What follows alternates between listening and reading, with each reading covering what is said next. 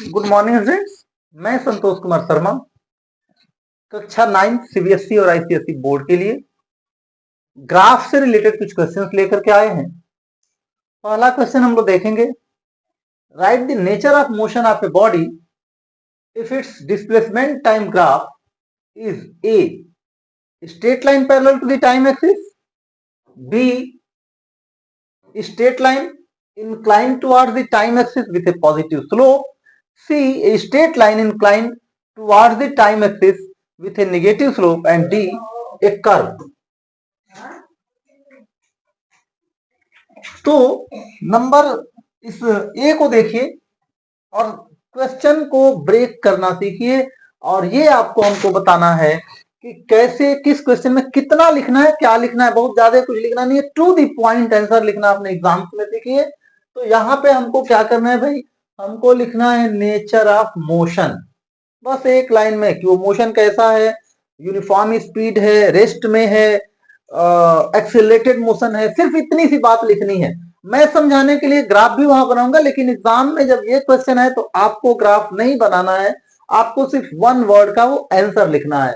तो ये क्या होगा भाई, इफ इट्स डिस्प्लेसमेंट, ए में क्या दे रहा है, ये दे रहा है, अच्छा ये क्या ध्यान देना है, डिस्प्लेसमेंट टाइम ग्राफ। सारा फोकस करेंगे आप लोग, कौन सा ग्राफ है वो, डिस्प्लेसमेंट टाइम ग्राफ। तो ए में कह रहा है a straight line parallel to the time axis. तो एक एक पार्ट को देखें हम लोग। ए में आ जाइए, यहां पर ये टाइम एक्सिस और इधर एस है और स्ट्रेट लाइन है पैरेलल टू टाइम एक्सिस। तो क्या देख रहे हैं भाई, यहां पर जो भी डिस्प्लेसमेंट जहां है, मान लो इसका पोजीशन x1 है और ये क्या देख रहे हैं, टाइम बीतते जा रहा है लेकिन इसका पोजीशन चेंज नहीं हो रहा है। तो ऐसे केस में क्या समझेंगे भाई, पोजीशन इसका चेंज नहीं हो रहा है तो ये क्या है, बॉडी इज इन रेस्ट। आपको सिर्फ इतनी सी बात यही लिखना है, बॉडी इज इन रेस्ट, बाकी तो मैं समझाने के लिए लिख रहा हूं आप लोगों को। अब जरा बी पर आइए, बी क्या कह रहा है आपसे, बी में कह रहा है a straight line, straight line तो है ये भी, inclined towards the time axis with a positive slope. तो बी में देखिए भाई, ये वही है, टाइम एक्सिस है, टाइम है, और इधर हो गया आपका डिस्प्लेसमेंट, और यहां पे कह रहा है पॉजिटिव स्लोप। समझिए पॉजिटिव स्लोप क्या होता है। यहाँ पे सिर्फ हमको ये क्वेश्चन तो आपका वो आएगा, एक एक नंबर के चारों क्वेश्चन होंगे, तो क्वेश्चन तो आपका छोटा होगा, लेकिन हमको क्वेश्चन मात्र नहीं कराना बल्कि इन ग्राफ के मदद से, इन क्वेश्चन की मदद से आपके उस चैप्टर को रिवाइज कराना, ये मेरा टारगेट है। तो ये जो ग्राफ आ रहा है इसमें, तो क्या देख रहे हैं भाई कि टाइम जैसे जैसे बीत रहा है, डिस्पोजिशन भी इसका क्या हो रहा है, बदलते जा रहा है। इसका मतलब बॉडी मोशन में है, और जब भी स्ट्रेट लाइन है तो स्ट्रेट लाइन बताता है क्या, वो बताता है यूनिफॉर्म स्पीड, और स्ट्रेट लाइन ही है तो इसको वेलोसिटी भी कह सकते हैं, यूनिफॉर्म स्पीड और यूनिफॉर्म वेलोसिटी। तो ये ध्यान देना है कि जब स्ट्रेट लाइन है तो इसका मतलब दोनों का जो वेरिएशन है वो डायरेक्ट प्रोपोर्शन में है। मैथ्स का वो एक बार दिमाग में लाइए कि स्ट्रेट लाइन कब मिलता है, ग्राफ प्लॉट करते हैं तब, जब डायरेक्टली प्रोपोर्शनल क्वांटिटीज होती हैं, both the quantities varies proportionally, equal proportion में। तो स्ट्रेट लाइन इस बात को बताता है। सी में क्या कह रहा है आपसे, देखिए जरा, सी में कह रहा है straight line incline towards the time axis with A negative slope. अब यहाँ पे इसको भी बना दे तब हमको आप बताएं सी में निगेटिव स्लोप और पॉजिटिव स्लोप क्या है।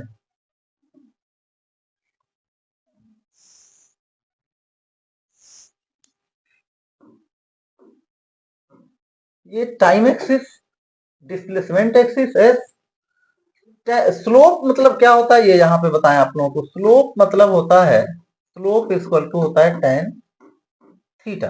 ये जो थीटा एंगल बन रहा है यही इसी का टेंजेंट, और टेन थीटा का वैल्यू कैसे होता है, तो टेन थीटा पॉजिटिव कब होगा, इफ थीटा जो है वो 0 से बड़ा और 90 डिग्री से क्या हो, छोटा हो।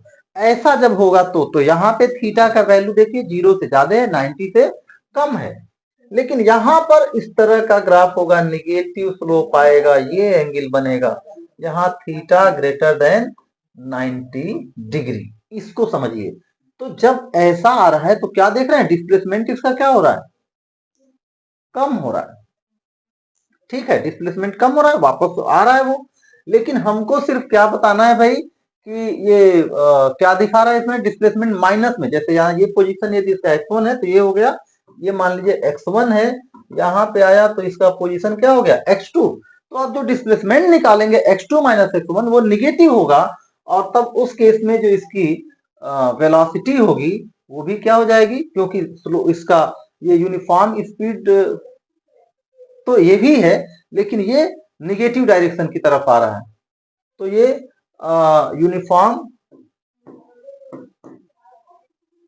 वेलोसिटी यहां भी रहेगा, लेकिन क्या होगा, ये निगेटिव वेलोसिटी होगी, वो अपने डिस्प्लेसमेंट जीरो पोजीशन की तरफ आ रही होगी, और यहाँ पर यूनिफॉर्म स्पीड जरूर होगी, लेकिन ये क्या होगी, पॉजिटिव होगी। और ये जो कर्व है, कर्व कभी भी डी, जो कर्व आ जाएगा डी, यहां लिख लेते हैं, देखिए डी कर्व जब भी बनेगा, चाहे वो ऐसा हो जाए, ये टाइम और ये डिस्प्लेसमेंट, और चाहे वो ऐसा हो जाए, ये दोनों ही कर्व जो होंगे ये है नॉन यूनिफॉर्म स्पीड। डी जो होगा वो क्या हो जाएगा भाई, डी का आंसर आपका हो जाएगा नॉन यूनिफॉर्म स्पीड। तो इस तरह से ये फर्स्ट क्वेश्चन को देखें हम लोग। अब जरा आ जाए हम लोग सेकेंड क्वेश्चन में। सेकेंड क्वेश्चन में देखिए क्या दिखा रहा है, कह रहा है displacement time graph of two vehicles A and B moving along a straight road, issue in the figure which vehicle is moving faster, give reason. तो ये सिंपल क्वेश्चन है। यहां पे क्या देख रहे हैं भाई, स्लोप किसका ज्यादा है, डिस्प्लेसमेंट टाइम ग्राफ अगेन। तो डिस्प्लेसमेंट टाइम ग्राफ क्या दिखाता है भाई, तो डिस्प्लेसमेंट टाइम ग्राफ का slope of displacement time graph क्या शो करता है, यही शो करता है वेलोसिटी। अच्छा, जिसका स्लोप ज्यादा होगा उसकी वेलोसिटी ज्यादा होगी, जिसका स्लोप कम होगा उसकी वेलोसिटी कम होगी। तो यहां पर हम क्या देख रहे हैं कि स्लोप, यहाँ पे एंगल देखिए और ये एंगल देखिए, यदि इसको हम लोग इसको थीटा 1 ले लें या थीटा ए ले लें बॉडी ए के लिए, और थीटा बी के लिए यहां ले लें हम लोग थीटा बी, तो देख के बताइए किसका स्लोप ज्यादा है। Of course theta A is greater than theta B, this implies that V A is greater than V B. A की वेलोसिटी बी से ज्यादा है। और किससे देख सकते हैं, तो यहां देखिए डिस्प्लेसमेंट, यहां पे टाइम है, यहां पे ये बाद में चलना, ये टाइम बता रहा है, ये जीरो टाइम है और ये टाइम टी है, कुछ समय बाद ये चलना शुरू हो रही है। और यहाँ डिस्प्लेसमेंट देखिए, ये पोजीशन क्या बता रहा है, ये भी एक क्वेश्चन हो जाता है कि कहां पर, किस समय पे ये समय होगा, किस समय पर और किस पोजीशन पे कार ए कार बी को ओवरटेक कर ले रही है, कब, तो ये टाइम, और ये भी एक क्वेश्चन होता है, पूछा जा सकता है आगे। तो यहां पर हम देख रहे हैं कि बाद में चल के भी कार ए कार बी को पीछे छोड़ के आगे निकल रही है, इसका मतलब ऐसे भी पता चल रहा है कि ए की वेलोसिटी उससे ज्यादा है। क्वेश्चन नंबर 3 में आइए। अच्छा, यहाँ पे रीजन भी यही हो गया, देख लीजिए स्लोप इसका ज्यादा है, क्या लिखेंगे, मूविंग फास्टर, गिव रीजन। तो यहाँ पे ये मतलब क्या है, ये थीटा है ग्रेटर देन थीटा भी, क्या लिख रहे हैं, बिकॉज यहाँ पे आपको सिर्फ, ये तो मैं समझाने के लिए लिखा हूं, आपको सिर्फ इतना लिखना है कि theta A greater than theta B implies that B A greater than B D, ये रीजन भी वही है, स्लोप हो गया। वर्ड में लिखना चाहें तो लिख दीजिए because slope of A is greater than slope of B, बस इतना साइंस लिखिए। इसमें आते हैं, ये क्या करा, state the type of motion represented by the following sketches. तो पहले यहाँ पे जब ऐसे दे दिया तो आपका ये पहले देखिए कि ग्राफ कौन सा है, तो दो तरह के ग्राफ पढ़े हैं आप लोग, एक है वेलोसिटी टाइम ग्राफ, दूसरा है डिस्प्लेसमेंट टाइम ग्राफ। फॉर्चुनेटली इस क्वेश्चन में दोनों के दोनों वीटी ग्राफ है। वीटी ग्राफ कौन सा ग्राफ है भाई? VT graph. अब बात आ रही है कि कैसी है, state the type of motion. तो velocity time graph straight line है और इंक्लाइंड है। इंक्लाइंड है इसका मतलब वेलोसिटी भी चेंज हो रही है विथ टाइम। यहां कर्व है, मतलब जब वो यदि टाइम एक्सिस के पैरेलल रहती तब तो होता कि वेलोसिटी चेंज नहीं हो रही है।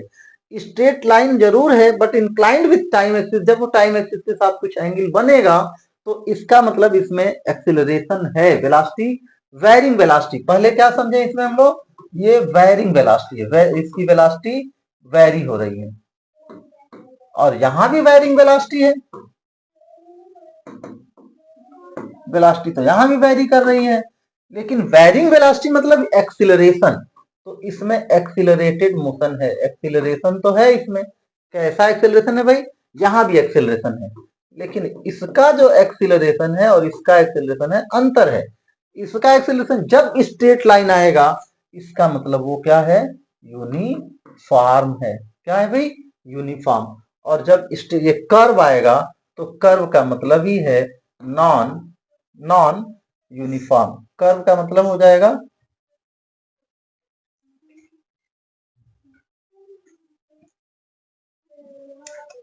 कुछ गड़बड़ हो रहा है।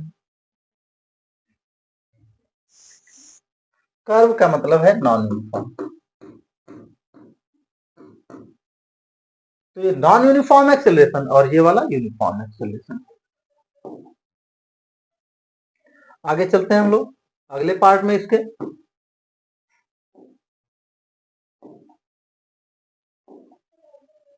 इसमें क्या दिखा रहा है? एक फिगर है और इस फिगर में कर रहा है ग्राफ है 3 parts A B B C and C D. और यहां भी कौन सा ग्राफ है वो ध्यान दें हम लोग। तो ये ग्राफ है कौन सा भाई? वीटी ग्राफ आ गया। कौन सा ग्राफ? VT graph. क्वेश्चन क्या क्या पूछ रहे हैं, एक एक क्वेश्चन को पढ़िए, एक एक क्वेश्चन पे वो करिए। How is the distance travel in any part determine from this graph. पहले क्वेश्चन में कि ग्राफ से डिस्टेंस कैसे निकालते हैं, तो याद करिए भाई डिस्टेंस कैसे निकालते हैं। तो वो निकालते हैं हम लोग डिस्टेंस, इसका आंसर क्या हो जाएगा? Distance travel is equal to the area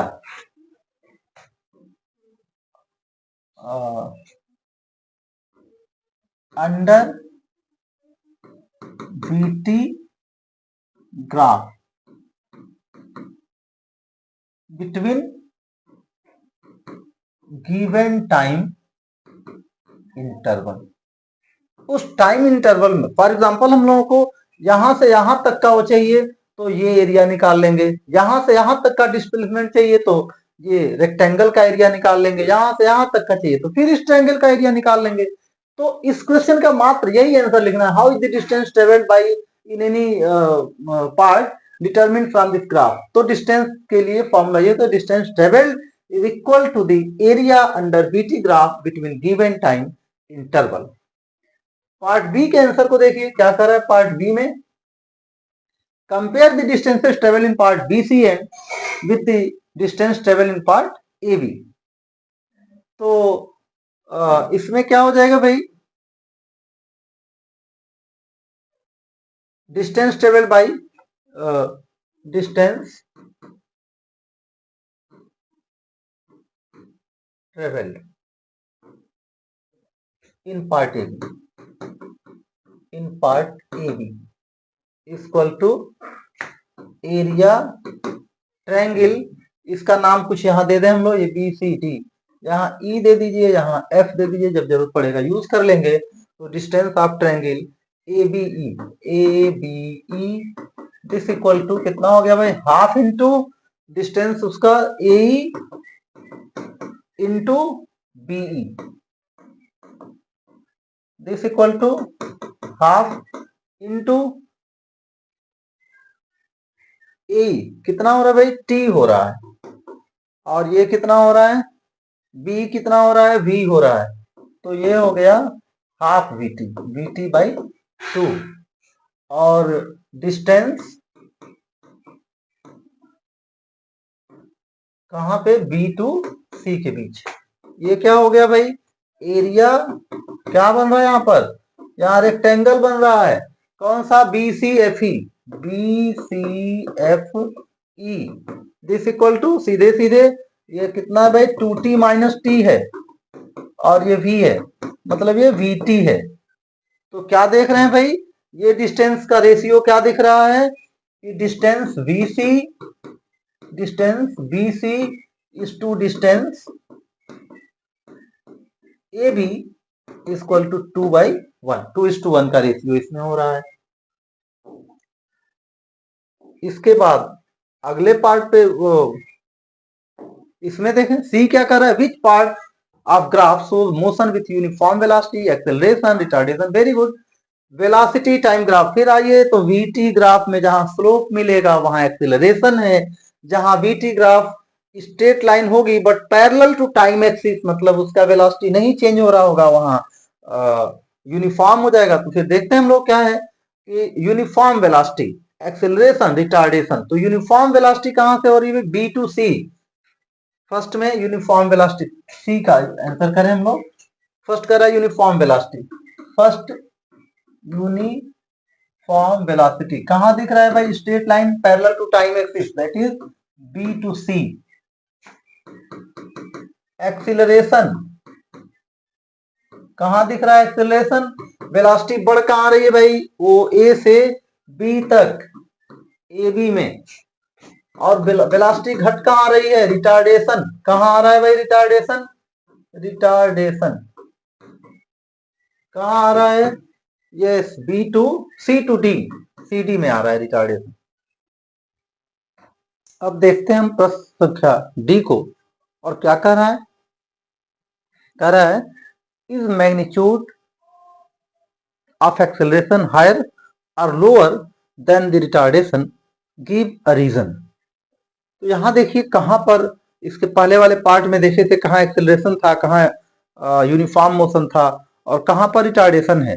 तो यहां देख रहे हैं हम लोग इस पार्ट में ए टू बी एक्सेलरेशन है, स्पीड इसका बढ़ रहा है, और सी टू डी में एक्सेलरेशन इसका घट रहा है, मतलब यही रिटार्डेशन है। अब पता कैसे चलेगा भी, तो देखिए चेंज इन वेलोसिटी दोनों में क्या है, सेम है।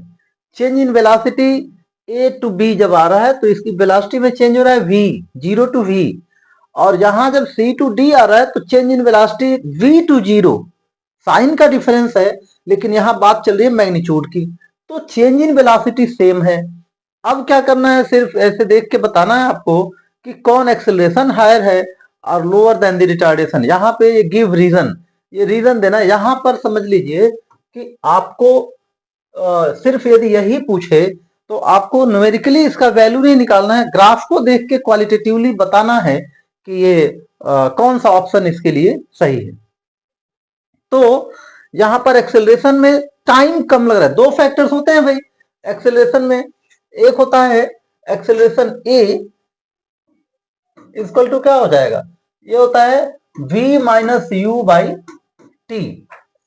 v माइनस यू दोनों केसेस में सेम है, सिर्फ अंतर किसका है, टाइम का। तो यहाँ टाइम ज्यादा लग रहा है, यहाँ टाइम कम लग रहा है। यहाँ पे फर्स्ट पार्ट में क्या देख रहे हैं हम लोग, ये t का जो वैल्यू है ये कितना लग रहा है भाई, 2.5 माइनस 2.0 इक्वल टू 0.5 सेकेंड, इतना सेकंड लग रहा है बस।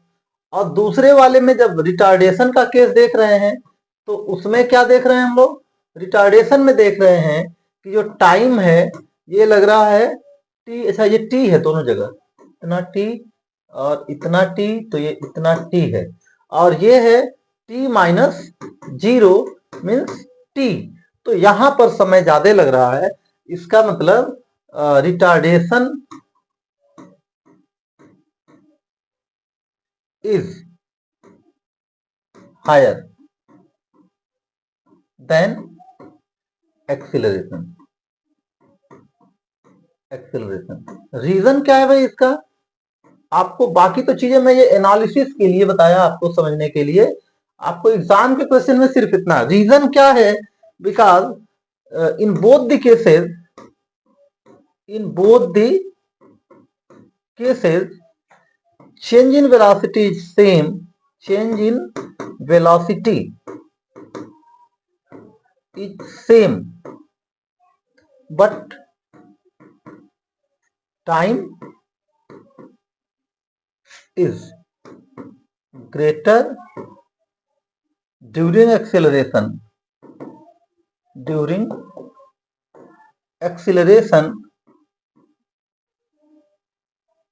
and shorter time during retardation।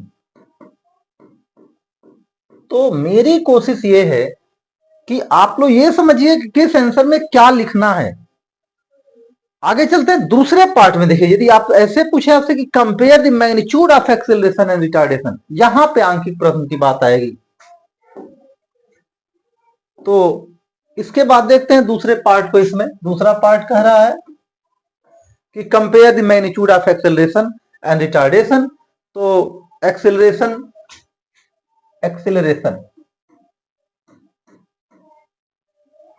A equal to, ये चेंज इन वेलोसिटी आ चुका है v minus 0 by T, that is v by T है। और रिटार्डेशन में क्या देख रहे हैं हम लोग? रिटार्डेशन ए के साथ यहीं पे r लगा लीजिए। तो रिटार्डेशन में 0 माइनस वी, ये 0 है भाई, ध्यान दीजिएगा ये 0 है। 0 minus V by 2.5 T minus 2.0 T,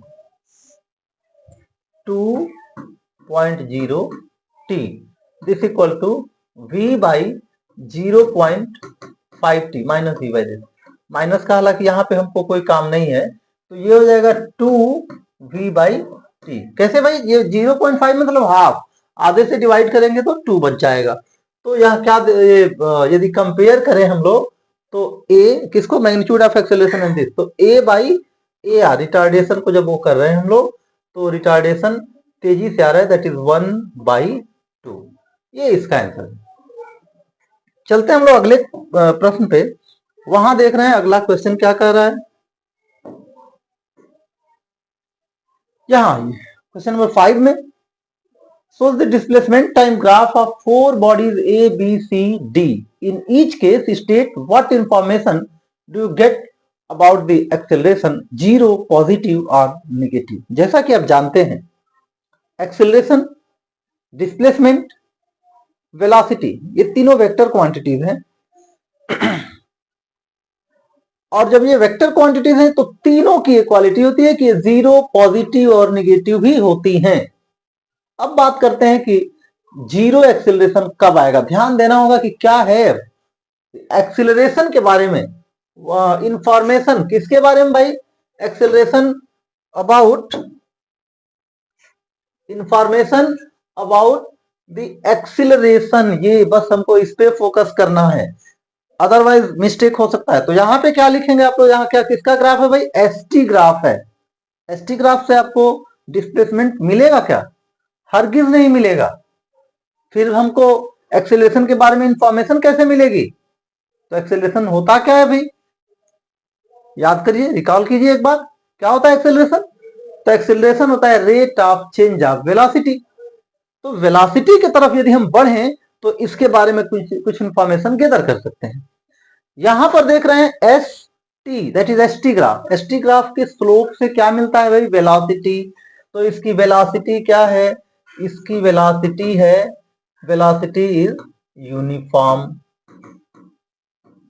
velocity का इंफॉर्मेशन मिलेगा। और वेलोसिटी स्ट्रेट लाइन जब ग्राफ मिलता है, एसटी ग्राफ स्ट्रेट लाइन होता है, इंक्लाइंड विथ टाइम एक्सिस। ये टाइम एक्सिस से कुछ एंगल बना रही है यहाँ पर।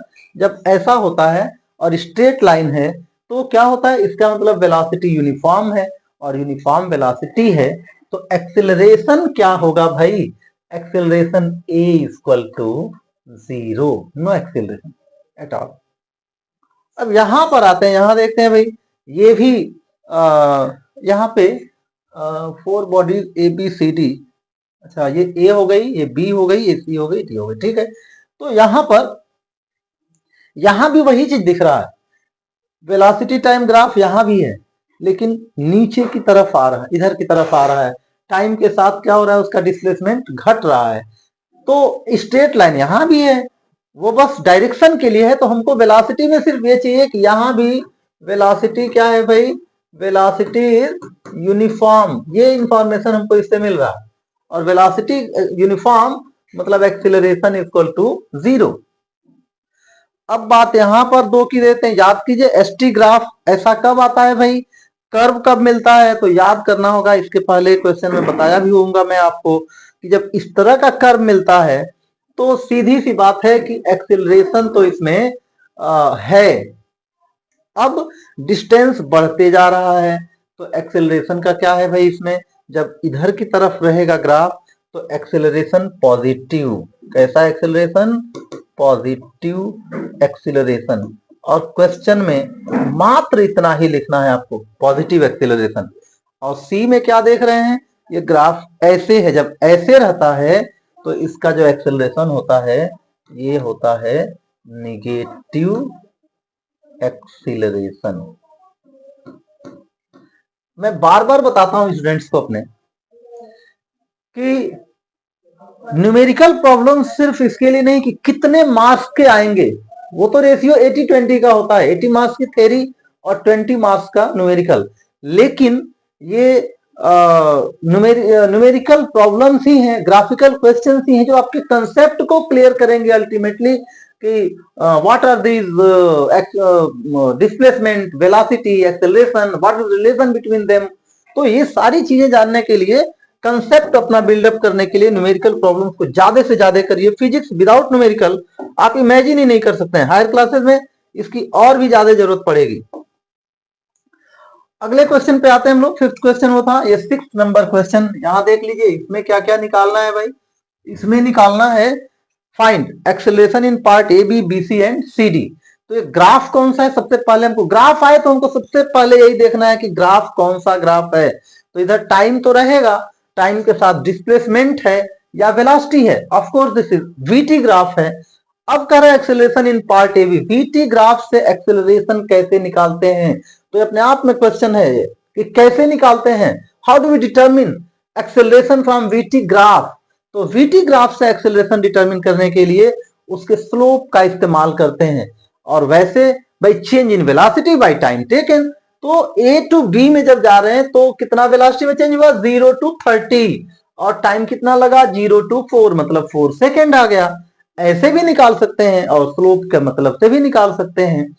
तो पार्ट ए का आंसर हम लोग करें, पार्ट ए में कह रहा है एक्सीलरेशन, तीनों में वही निकालना है। ए टू बी में गए तब एक्सेलरेशन क्या है, ए इक्वल टू कितना है भाई, v minus U by T. Simple simple इसको ही इस्तेमाल कर लीजिए, हो जाएगा v हो गया 30, u 0 से स्टार्ट किया था और टाइम लगा 4 माइनस 0 मतलब 4, दिस इक्वल टू हो गया कितना भाई 30/4।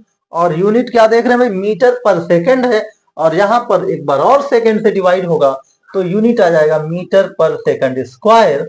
और इसका वैल्यू कितना हो गया भाई, तो डिवाइड कर लीजिए, 4 7 जा 28, 2 4 5 जा 20, 7.5 metre per second square. B to C में कह रहा है, B to C, B to C जाए हम लोग, तब ए क्या है भाई वहां पर, ये शेष याद कीजिए कैसा ग्राफ दिख रहा है भाई, यहाँ पे तो कोई स्लोप ही नहीं दिख रहा है, no slope, parallel to the time axis. इसका मतलब क्या हुआ, जब बी पे थे तब भी वेलोसिटी 30 थी और सी पर आए तब भी वेलोसिटी 30 थी। तो इसका मतलब यहां पर v minus U by T यदि आप अप्लाई कर रहे हो तो 30 माइनस 30 बाई कितना समय लग गया भाई, 8 माइनस 4 इक्वल टू 0/4।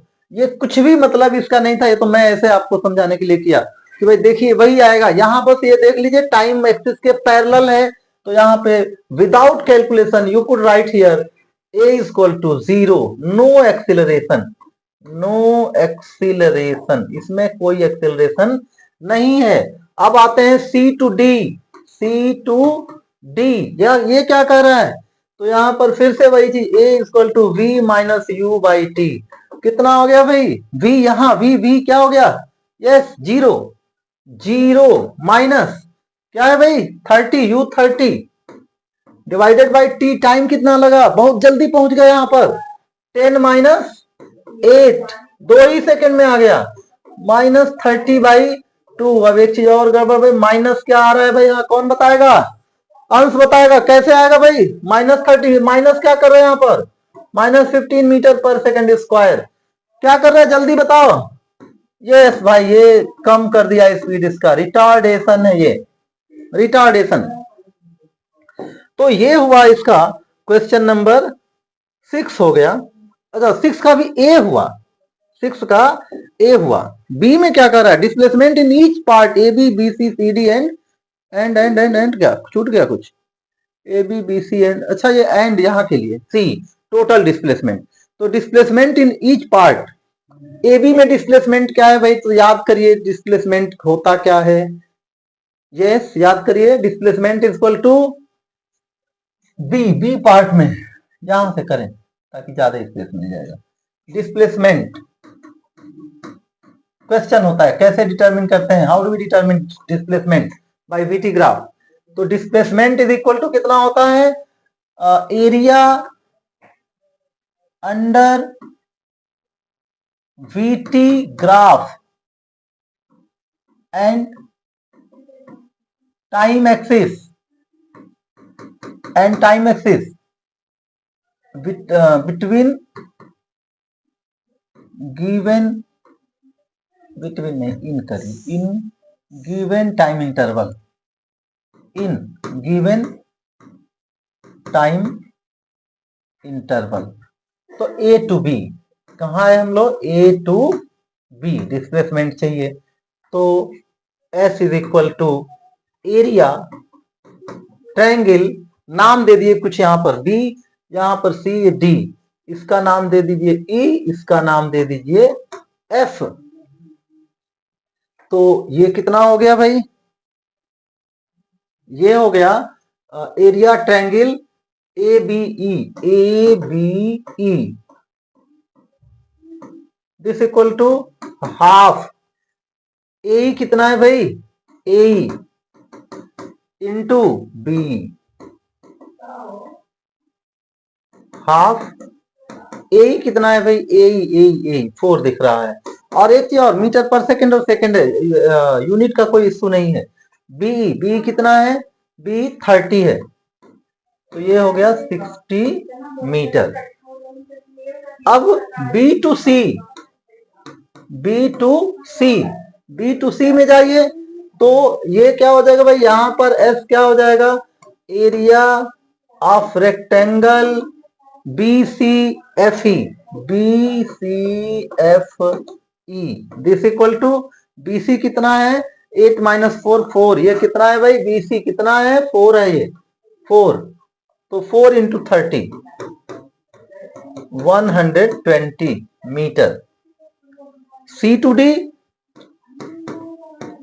D यहां पे कितना हो जाएगा भाई, क्या दिख रहा है, तो C to D ये फिर एक ट्रायंगल बन गया, तो हाफ इंटू सी, FD कितना है, FD दैट इज 2, और ये है फिर से अभी 30 ही है, तो ये हो गया 30 मीटर।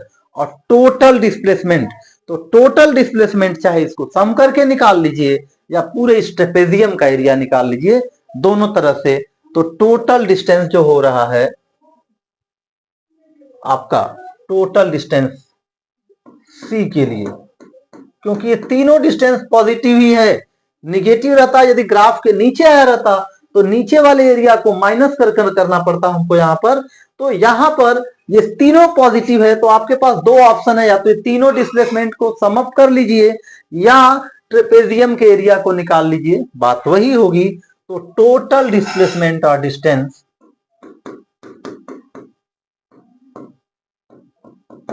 इक्वल टू, तीनों को जोड़ लीजिए, ये हो गया 60 + 120 + 30 इक्वल टू कितना हो गया भाई, 150 210 मीटर। ये आपका इसका आंसर हो गया। अब बात करते हैं हम लोग अगले पार्ट में चलते हैं। यहाँ क्या कह रहा है भाई, हाँ एक और ग्राफ आ गया, ये क्या है देखिए जरा। तो ये क्वेश्चन नंबर कितना हो गया, ये मेरे ख्याल से ये 8 हो गया होगा। तो क्या कह रहा है इसमें, ग्राफ कौन सा है, वीटी ग्राफ। हाँ, लंबा ग्राफ है, चलिए देखते हैं। कह रहा है इंटरप्रेट द ग्राफ, ग्राफ को बताइए, ग्राफ को क्या लिखना है आपको क्वेश्चन में, ये देखिए इसमें इंटरप्रेट द ग्राफ। तो ग्राफ में क्या दिख रहा है आपको कि कोई ऑब्जेक्ट है जिसका वीटी ग्राफ दिखाया गया है, और एक्स एक्सिस पे क्या है भाई, टाइम है। 0 1 2 3 4 अप टू 10 सेकंड तक दिखा रहे हैं कि मोशन कितने समय, 0 से लेके कहां तक, 10 सेकंड तक, यही सारा इंटरप्रिटेशन है इसका। अच्छा, इनिशियली उसकी वेलोसिटी क्या दिख रही है भाई, जब 0 सेकंड है तो वेलोसिटी क्या है इसकी, 0 सेकंड पर वेलोसिटी क्या दिख रही है भाई, 0 सेकंड, टाइम भी 0, वेलोसिटी भी 0। तो इंटरप्रिटेशन हम देखिए लिख रहे हैं इसका, इंटरप्रिटेशन, इंटरप्रिटेशन ग्राफ का इंटरप्रिटेशन लिखेंगे, क्या दिखेगा इसमें भाई, तो इसमें दिख रहा है कि बॉडी स्टार्ट्स